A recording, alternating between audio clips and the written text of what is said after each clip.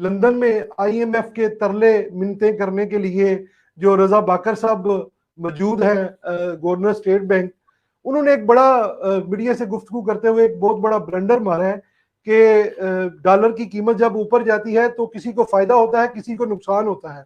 Overseas पाकिस्तानियों को फायदा होता है। और ये उनके इस बयान को आप किस नजर से देख रहे हैं? 22 करोड़ अवाम किया तो उन्होंने वो कड़ाका निकाल दिया ये बयान देके। बहुत ही अच्छा सवाल पूछा है आपने, और ये इस वक्त बड़ा हॉट भी है कि एक ऐसा शख्स जो इस्लामी जमहूरिया पाकिस्तान, पहली एटमी इस्लामी एटमी ताकत और पांचवी एटमी ताकत का सबसे अहम तरीन मजबूत फाइनेंशियल इदारे का सरबराह है, बताइए। जी उसका नाम है बाकर रजा। जी अब यहाँ तो इसने ये ब्लंडर मारा, इससे पहले अमेरिका में ये लॉबिंग कर रहे थे कि किसी तरह इनको सेनेटर बनाया जाए ताकि ये मिनिस्टर बने। वहां इन्होंने लॉबिंग की है, ये भी हमें पता चला, हमने उसको ऑन एयर किया। वहां के बड़े अहम तरीन लोगों से जब हमारी बात हुई तो पता चला कि ये अमेरिका में, वहाँ आप स्टेट बैंक के गवर्नर हैं, आपका काम पाकिस्तान की एक अहम तरीन मौशी इदारे में अहम तरीन काम है जिसको आपने लेके चलना है, और ख़ास तौर पे दुनिया के अहम तरीन फाइनेंशियल जो इंस्टीट्यूशंस होते हैं उनके साथ पाकिस्तान के मफादात को देखते हुए ताल्लुकात रखना और एग्रीमेंट्स करना होता है। आप लॉबिंग करने चले गए। अच्छा, आपके बारे में सबको पता है कि आपने इससे पहले जहां आपकी पोस्टिंग थी, आप किसके आदमी हैं और किस तरह आपने दूसरी कंट्रीज में जो है वो तबाही लाए हैं और किस तरह सूद को ऊपर ले गए। और पाकिस्तान में भी इसी तरह हुआ, 13.25 और 1.5 का वो रेट 15 पहुंचा दिया। फिर आपने जो है वो एक हाइड मनी जो है वो की और इसके जरिए लोगों ने अरबों रुपए कमाए, और वो कितना हिस्सा आपका है ये तो खैर अभी नहीं पता चलेगा। एक नाअहल तरीन हुकूमत एक नाअहल तरीन ऑफिसर्स ही लगा सकती है।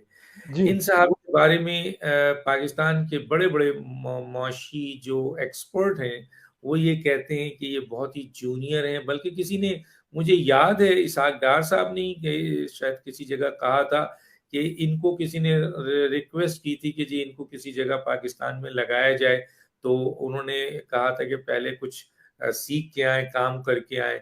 लेकिन अफसोस की बात है कि इमरान खान साहब, जिनकी 3 साल की तमाम कारकर्दगी और फैसले जो हैं वो नाअहलियत दिखा रहे हैं, उनमें ये फैसला भी था। अब आप ये देखिए कि ये शख्स क्या बयान दे रहा है, मसलन क्या बोले हम, कि ये ओवरसीज को खुश करने के लिए जी अपनी कारकर्दगी को जीरो कर रहा है, खुद एक्सेप्ट कर रहा है, खुद ये मान रहा है, खुद ये कह रहा है कि जनाब डॉलर की कीमत बहुत बढ़ गई है और उसका फायदा जो है वो आप लोगों को, ओवरसीज को होगा।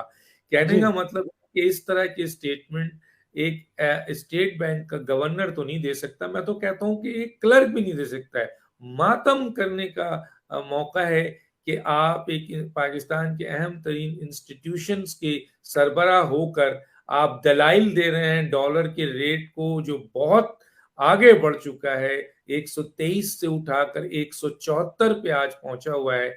आप उसकी जस्टिफिकेशन दें, उसके बारे में बताएं, उसको कंट्रोल करने के बारे में ओवरसीज लोगों को ये बताएं जो 80 लाख के करीब बाहर हैं, जी उनको आप बता रहे हैं। आप ये भी, आप इसका मतलब आप ये कह रहे हैं कि पाकिस्तान के अंदर जो बड़े बड़े गिद्ध हैं जिनके आपके फॉरेन अकाउंट है, उनको भी बड़ा फायदा हो गया। तो कहने का मतलब है आपने इस मकसद के लिए ये डॉलर इंक्रीज किया है, और पाकिस्तान की जो 98% लोग गरीब गुरबा जो 2-2 रुपए कमाते हैं, 10-10 रुपए, 15-15 रुपए रुपीज में कमाते हैं, उनकी जी तबाही को आप सरेआम लोगों के सामने रख कर, क्योंकि आप यूके में खड़े थे, वहां ओवरसीज थे, तो आप समझ रहे थे कि ये मैं बहुत बड़ी बात कर रहा हूं। तो कहने का मतलब होता है आप एक सियासी पोजीशन पे खड़े होकर समझ रहे थे कि मैं कोई सियासतदान हो गया हूं, इस किस्म की गुफ्तगू करूं।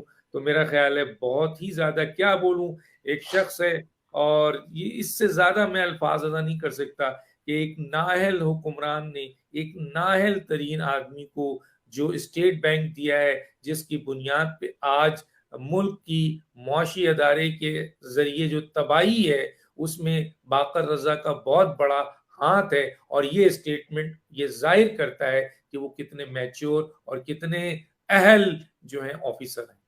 बिल्कुल ऐसी है। डॉक्टर साहब इधर ये भी जरा ऐड करें कि ये तो कहते थे हम